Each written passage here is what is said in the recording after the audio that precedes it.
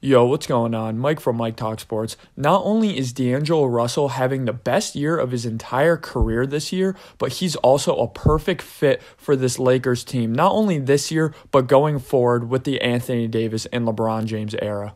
To me, D'Angelo Russell looks hungrier than ever, and he has a giant chip on his shoulder. And to get into the reason why he has a giant chip on his shoulder, let's get into some context. Let's get into some history with D'Angelo Russell here. So D'Angelo Russell was the second pick overall in the NBA draft in 2015, and the Los Angeles Lakers drafted D'Angelo Russell to be that next great point guard for the Lakers' future. You still had Kobe Bryant on this team, so you thought in foresight it would be a great learning experience for D'Angelo Russell to get drafted by this Lakers team with a lot of young guys on the team, guys like Julius Randle on the roster, along with some key veterans who were great Hall of Fame players, again, such as Kobe Bryant. So it was a perfect opportunity for young D'Angelo Russell to really develop his game. It obviously did not end up working in the Lakers organization. They ended up having a falling out with the whole Iggy Azalea story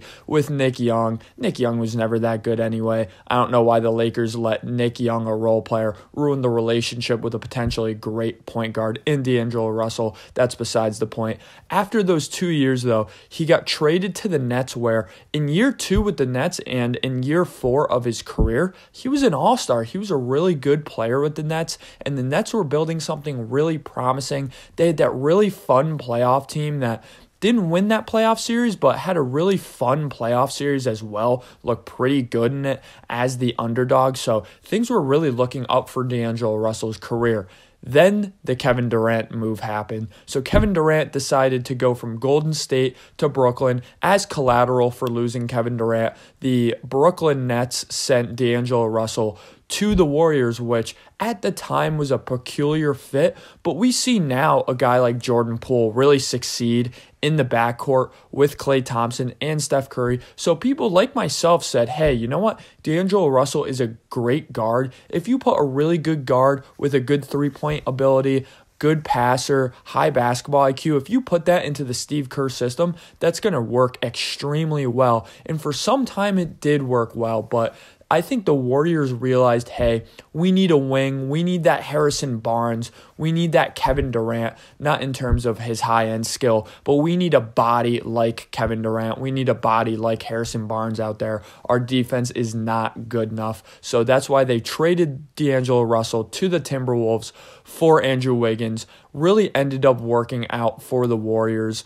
Help them win that championship. But I would argue that it really worked out for D'Angelo Russell as well, because now he has a phenomenal opportunity after being traded from the Timberwolves to finally, hopefully, his final destination with the Los Angeles Lakers. It all comes full circle for D'Lo. I mentioned at the beginning of the video, he's having the best year of his entire career. I know he was an all-star with Brooklyn, but with Brooklyn, he was kind of the best player on a subpar, kind of above average basketball team. To me, he has the chance to be the third best player on a fringe championship team. In my opinion, if this currently constructed Lakers team was the team that they had at the beginning of the season, I know they would have dealt with injuries from LeBron and Anthony Davis still, but I think this team would not only solidly be in the playoffs, but they'd be scary contenders in the West, guys. You still have LeBron James playing at a super high level. You have really good defenders like Jared Vanderbilt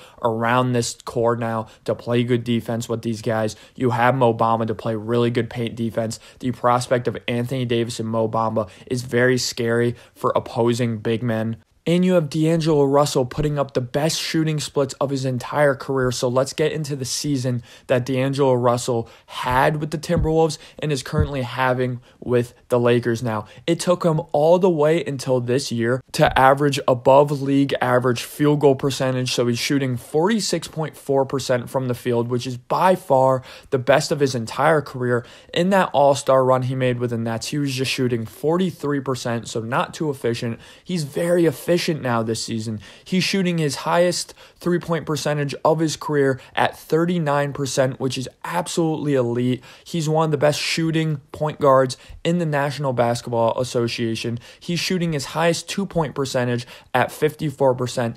Guys, shooting 54% from the two-point land as a point guard, as a smaller point guard in terms of his frame, is absolutely phenomenal. He's shooting the mid-range at the highest clip of his career as well. He's averaging 6 assists a game, and he has 18 points a game on not a lot of turnovers. So D'Angelo Russell went from an extremely talented player who has had his up and down in terms of consistency and just night in and night out efficiency to now night in and night out. He's a very smart, efficient player. D'Angelo Russell, what I love about him this season is when his shot isn't going or when the opportunities are there for his teammates and not himself. In the past, I feel as though he would still get his set amount of shots down. He would still get 18, 19, 20 shots. But nowadays, if his shot isn't there, he's going to have a very efficient 10-point game. If his shot is there, he's going to have a very efficient 30-point game. So to me, D'Angelo Russell has clearly matured and really put it all together in that aspect to get into the perfect fit he is with LeBron James, Anthony Davis, and the rest of the Los Angeles Lakers. He's perfect off ball with these guys. He can just kind of spot up in any place in the court and shoot the three at a very high clip. Something he's also really good at in terms of being an off-ball player and just spotting up is he's really good at finding the open pass. So let's say LeBron James swings it to him on the perimeter and he's spotting up. If he's semi-open, he's not going to jack up the three. He's going to move it to the extra man. He's going to move it to the corner to find the most open shot. So he's a very good, smart, high IQ, off-ball basketball player in that aspect. His cuts to the basket off-ball as well, getting it, having that threat of the three-pointer, driving into the lane, very good at that as well. Again, spot-up threes are really his strength with this Lakers team, with LeBron James. He's great in the full-court transition. We saw that previewed in his last game with the Lakers up against the Pelicans. Looked phenomenal in that game. In the full court, he's heady and he's good at getting steals, and once he gets the steal, he's off. He's very fast, and he's great at being so unpredictable in the full court. You don't know if he's going to go up for the layup. You don't know who he's going to pass to. Great at making no looks in that way. Something he's also phenomenal at is lobs. He's a great lob threat every single time he has the ball in his hands. He's one of those rare guys who legitimately, he's casually just bringing the ball up the court. He passes half court and then, lob to Anthony Davis from half court. Lob to LeBron James from half court. He's also really good at the pick and roll. That's going to be such a strength of this Lakers team moving forward. D'Angelo Russell running the pick and roll with LeBron James or Anthony Davis or even Mo Bamba being the roller. That's something that I think the Lakers in the LeBron James era have struggled with. I feel as though the only pick and roll really primary ball handler in this entire era really has been LeBron James, because when you look at Russell Westbrook, it's so easy to guard him when there's a pick because all you have to do is play under the pick. He has no threat of shooting, or if he does shoot, probably not going to go in. We know how that goes with Russell Westbrook. So D'Angelo Russell is a legitimate threat. You can't play under when you have D'Angelo Russell getting a screen because he's a great shooter. You can't play over because he's great at driving, dissecting the defense, not only finishing with his left hand, but also finding the open pass. So he's a great lob threat